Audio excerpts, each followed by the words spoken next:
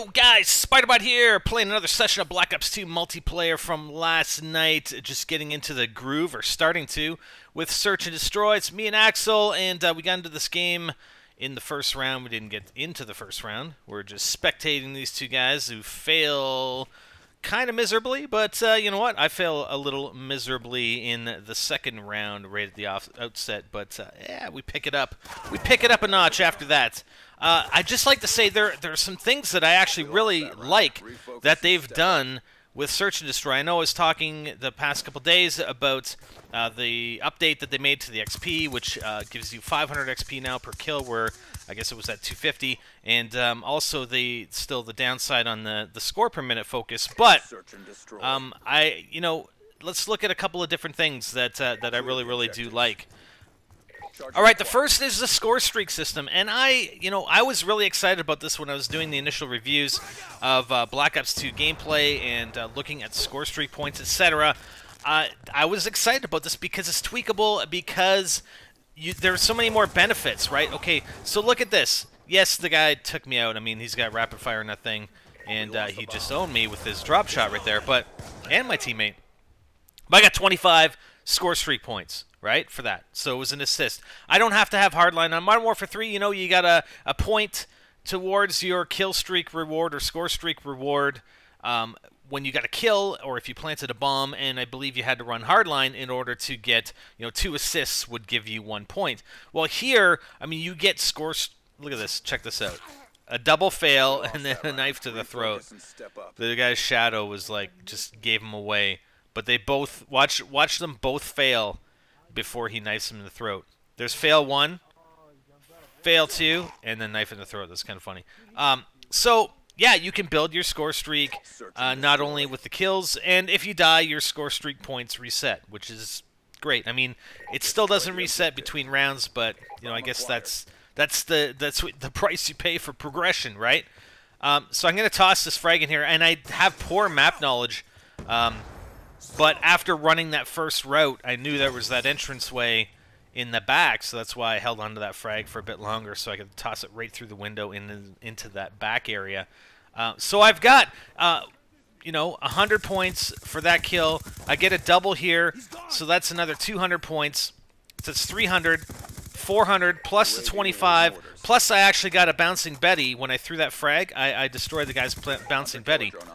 So this is the thing that is kind of weird, just takes a little getting used to, is getting those successive score streak rewards off of 1 kill. I mean, you couldn't do that in Modern Warfare 3. I mean, it was 3, 4, 5. I mean, you could set up Assault Strike Package with a 3, 4, 5 where you'd get UAV, care package, and then IMS, but there was always 1 kill in between them, whereas if we're looking at the score streak points, that is not necessarily true depending on how you set up your score streak rewards. So you could get potentially all 3 of your score streak rewards depending on how you set them up. I mean, if I go in and set up with a Hunter Killer, care package, and counter UAV, I can get all 3 of those score streak rewards with a single kill in Search and Destroy or other games where you do get plus 100 for a kill or for doing whatever, and you have all 3 of them all at the same time. You could never ever do that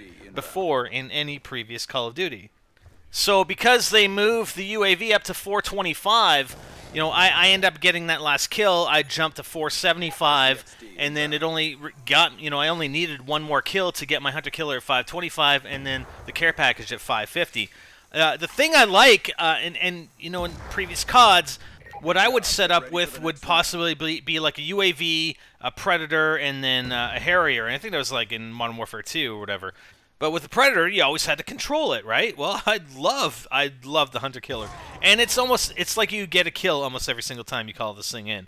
I mean, I have seen very few Hunter Killers not get kills, unless it's called in towards the end of a round, and there aren't very many players. And either they have a perk that would defend against that, or they actually go inside a building where the Hunter Killer can't see them. But if you call it in towards the beginning of the round, I think it's, about 15 seconds before you can actually call it in at the start of a round. But if you call it in, I mean, you're usually going to get a kill. And anytime I've had it, or I've seen anybody call it in at the beginning of the round, that has been the case in my experience. So I am very, very happy how they've set up the Scorestreak reward system, and it's available to be tweaked as well. I mean, they could do whatever they want. You know, one of the things that I'd like to see is maybe, you know, if you're, let's say, in Search and Destroy, for instance, I mean, you could expand this to provide additional incentive for people, and even looking at the Hunter-Killer, like I only got, you know, I didn't get 100 points, 100 Scorestreak points per kill. I mean, I will get the 500 XP per kill at the end of the game, but it's still not, you know, it's not giving me 100. And I don't think it should.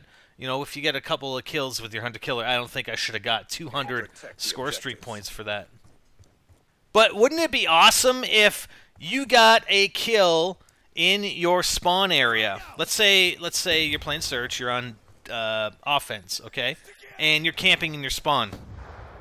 It would be awesome if you could tweak it so that your Scorestreak points get cut in half if you get a kill while you're in your spawn area. Wouldn't that be awesome? Wouldn't that actually give people incentive to move out of their spawn? Or, you know, it doesn't even necessarily have to be half. Maybe it's, you know, 75 instead of 100, or 25 instead of 100.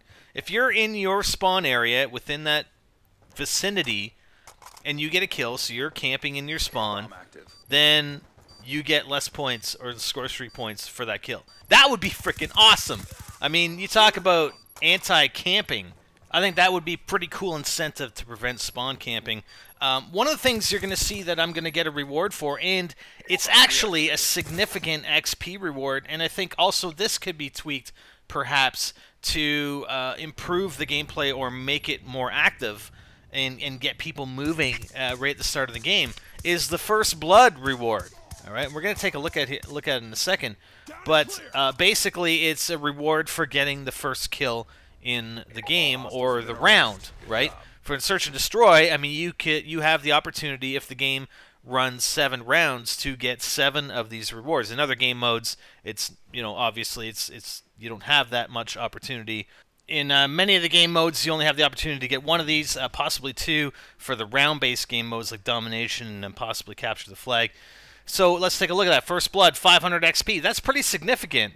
If you got the First Blood, or the first kill, in all 7 rounds, and it went 7 rounds, that's 3,500 XP, which is, like I said, that's pretty damn significant. That's equivalent to getting 7 kills. I mean, it's the same as the elimination reward or medal. So, you know, and I got 7,736 XP. Again, still not having great map knowledge, but the opportunity there, and again, it can be tweaked even further if we're finding that the gameplay is going a certain way, and Treyarch doesn't want to go that way. They want to make Search more active.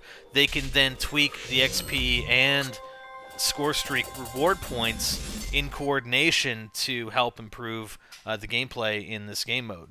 I do have a lot more to talk about, but we'll save it for another video. I hope you enjoyed. I'm Spider, and I'm out.